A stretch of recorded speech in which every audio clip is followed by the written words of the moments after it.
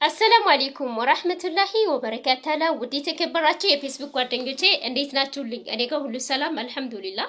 ለማታውቁኝ ታዲያ መድናል ይባላለሁ ማለት ነው። ወደ እናንተ እንግዲህ አጫጭር ቪዲዮዎችን ሸር እያደረኳችሁ እገኛለሁ። ታዲያ ቪዲዮውን ሸር፣ ኮፒ ሊንክ እያደረጋችሁ ለብዙሃን ሰዎች እንዲደርስ ስላደረጋችሁልኝ ስለምታደርጉልኝም ከልብ አመሰግናለሁኝ። በርቺ ጠንክሪ ለምትሉኝም እህት ወንድሞቼ ማለት ነው። ታዲያ ዛሬ ደግሞ በሌላ ቪዲዮ ብቅ ብዬላችኋለሁ። ረመዳን እንዴት ነበር? አልሐምዱሊላህ። እንግዲህ ረመዳን ሊያልቅ ትንሽ ቀን ነው የቀረው። አልሐምዱሊላህ። ዛሬም እንግዲህ ይዤላችሁ የመጣሁት ካምፓኒው በየአመቱ የሚያወጣቸው ፕሮሞሽኖች አሉ። እሱም እንግዲህ ባለፈው አዲሱ አመት ላይ ያወጣልን አለ ለ3 ወር ማለት ነው። ታዲያ የመጀመሪያው ኡምራ ነው፣ ሁለተኛ ደግሞ ኢንዶኔዥያ ላይ ነው ያወጣልን ማለት ነውና ታዲያ ኡምራን አሳክተው ብዙሃን እህት ወንድሞቻችን የቢዝነስ ፓርትነሮቻችን አሳክተው ሄደዋል ማለት ነው። አሁን ደግሞ ያለን ይሄ ወርና ቀጣይ ወር አለ ለኡምራ እና ለኢንዶኔዥያ ማለት ነው። በእነዚህ በቀሩት ቀናት ውስጥ ደግሞ ወደ 7ኛ ኮከብ በማደግ የኢንዶኔዥያ ጉዞና የኡምራ ጉዞ ማሳካት ይቻላል። ይሄ ብቻ አይደለም፣ ካምፓኒው ጋር ስንሰራ የመኪና ሽልማቶችም አሉ ማለት ነው። ታዲያ በኬንያ ላይ ይወጣልን የመኪና ሽልማት 8ኛ ኮከብ የገባ 5000 አሜሪካን ዶላር እንደሚሸለም ካምፓኒያችን አረጋግጦልናል ማለት ነው። በሱዳን ላይ ስንሄድ ደግሞ ሱዳን ላይ ቲም ላላችሁ ደግሞ ማለት ነው ሱዳን ላይ 8ኛ ኮከብ ለገባ 10000 ነው ማለት ነው። ካምፓኒው እንደ ዓለም አቀፍ ደረጃ ላይ 224 ሀገራት ላይ ቢሮዎች አሉት። ታዲያ እያንዳንዱ የቢሮዎቹ ምን ይወጣሉ? ፕሮሞሽኖቹ የተለያዩ ናቸው። ስቲል ፓኬጆቹ ማለት ነው ጎልድ፣ ሲልቨር፣ ፕላቲኒየም ቢባሉ ክፍያቸው ይለያል። እዚህ ካምፓኒ ላይ ስንሰራ ሁላችንም አንድ አይነት ስራ እንሰራለን። ልዩነታችን ኮሚሽን ጣሪያ ላይ ነው ማለት ነው። ምን ሰራው አንድ አይነት ስራ ነው።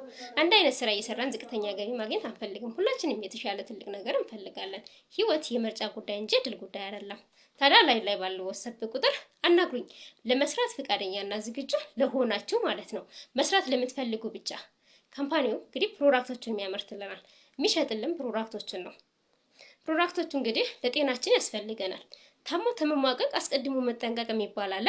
መከላከል ላይ ይሰራሉ፣ ማጽዳት ላይ ይሰራሉ፣ ወዘተ ማለት ነው። ከአዋቂ እስከ ህፃናት ይጠቀማቸዋል።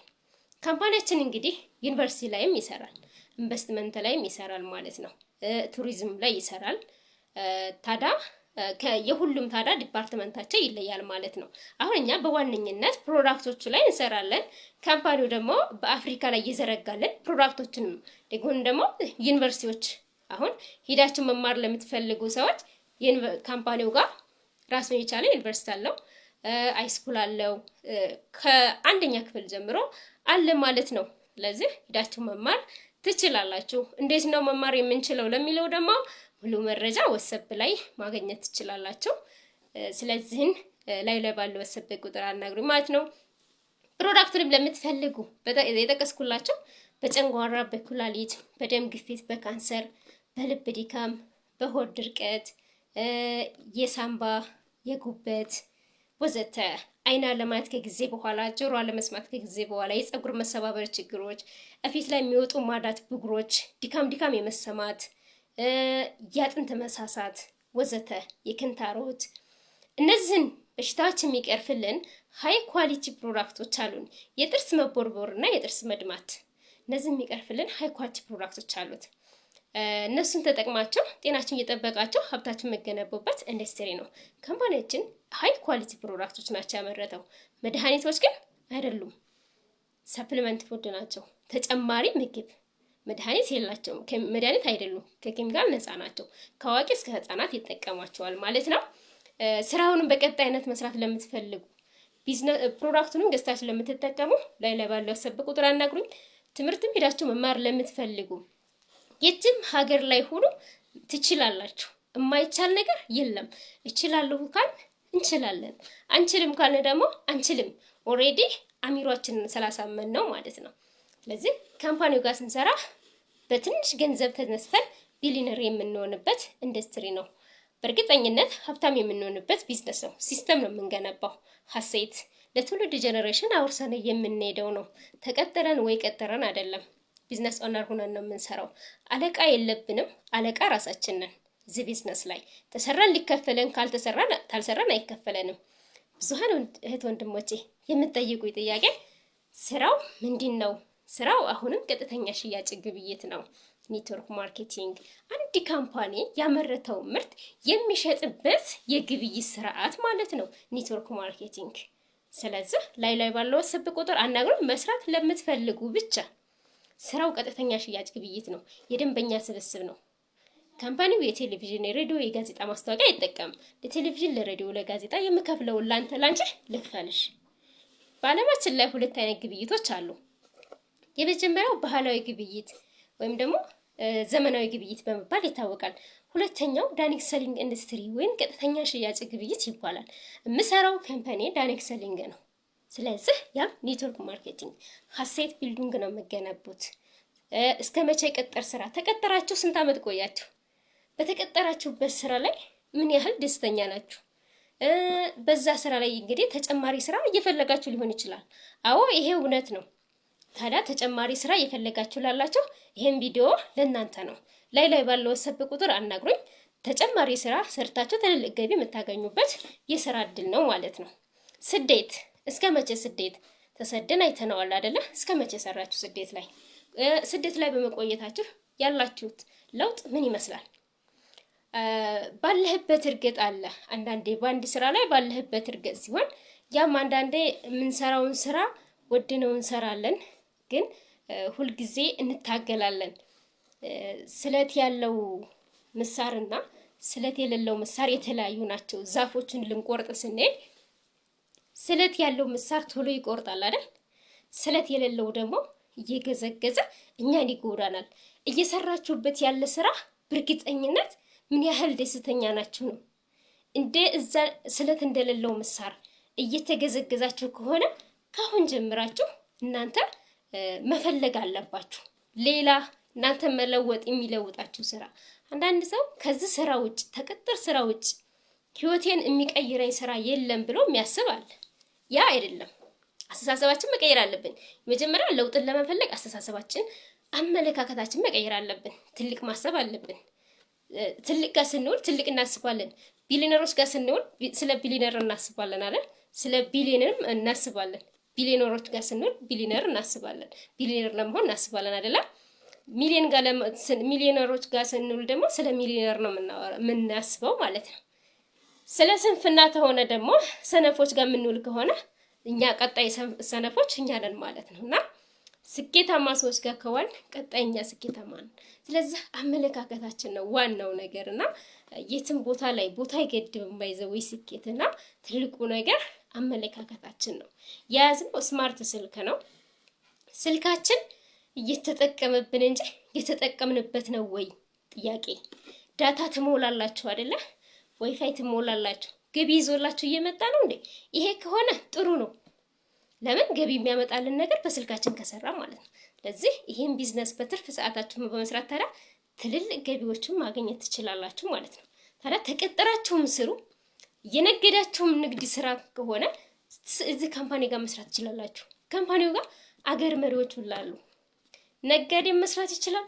አስተማሪም፣ ኢንጂነሪንግም፣ ዶክተርም ሁሉም ሰው መስራት ይችላል። የተማረም ያልተማረም ሁሉም ሰው መስራት ይችላል በትርፍ ሰዓታችሁ። ለሁላችንም 24 ሰዓት ነው የተሰጠን። ለአንዱ ምርቃት ተብሎ 25 ሰዓት አልተሰጠንም። 24 ሰዓታችንን እኛ መጠቀም ያለብን የኛ ነን። ያጠቃቀማችን ጉዳይ እንጂ ሁሉም በምድር ተንፏቆ የሚሄደው ሁሉ ምን አለው 24 ሰዓት ነው የተሰጠን፣ አጠቃቀማችን ነው። ለዚህ ቢዝነስ ታዲያ በቀን በ30 ደቂቃ ብቻ የምታወጡት ማለት ነው። በትርፍ ሰዓታችሁ በመስራት ትልልቅ ገቢዎችን የምታገኙበት ነው ማለት ነው። የትም አገር ላይ ሁሉ መስራት ትችላላችሁ። ላይ ባለው ወሰብ ቁጥር አናግሩኝ። ቦታ አይገድብም፣ እድሜ አይገድብም። ሁሉም ሰው መስራት ይችላል።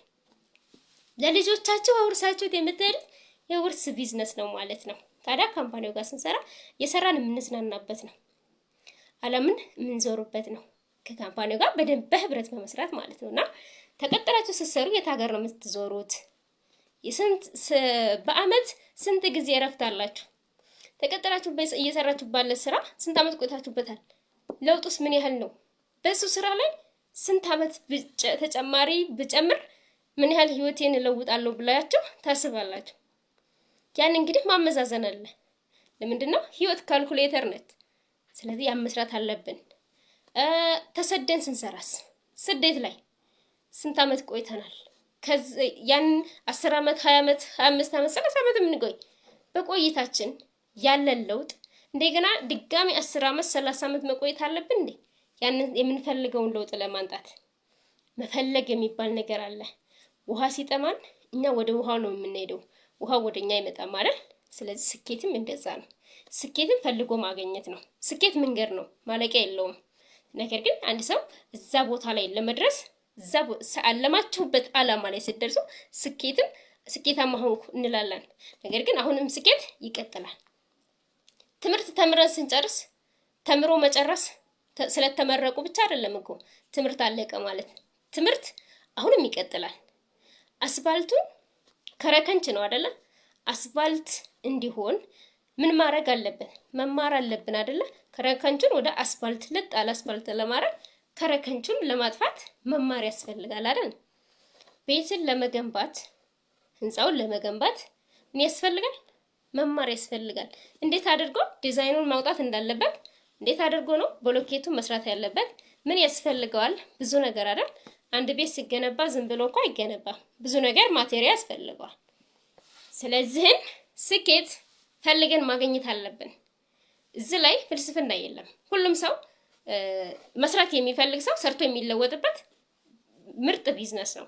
እዚህ ቢዝነስ ላይ የምንሰራው አሁን 50 ሚሊዮን አካባቢ አብረን እየሰራን እንገኛለን። ታዲያ ካምፓኒው በ1992 እንደ ፈረንጅ አቆጣጠር ሲሆን አሁን 33 አመቱ ነው። 34ኛ አመቱን ነው በኢንዶኔዥያ የሚያከብረው የ2026። ስለዚህ እዛ በ224 ሀገራት ላይ ተውጣጥተው የሚመጡ ቶፕ ሊደሮች አሉ። ከነሱ ጋር ተገናኝቶ ታዲያ ትልልቅ ልምዶችን መካፈል ለምትፈልጉ እዚህ ቢዝነስ ላይ ተቀላቅላችሁ በመስራት ትልልቅ እውቀቶችን ማግኘት ትችላላችሁ። ካምፓኒው ጋር በነገራችን ላይ እየተማርን የምንሰራበት ነው። ትምህርት ቤትም አለ ብያችኋለሁ። መማር ለምትፈልጉ መማር ትችላላችሁ። ቢዝነሱን በቀጣይነት መስራት ለምትፈልጉ የጊዜና የገንዘብ ነፃነት የሚሰጣችሁ ቢዝነስ ነው።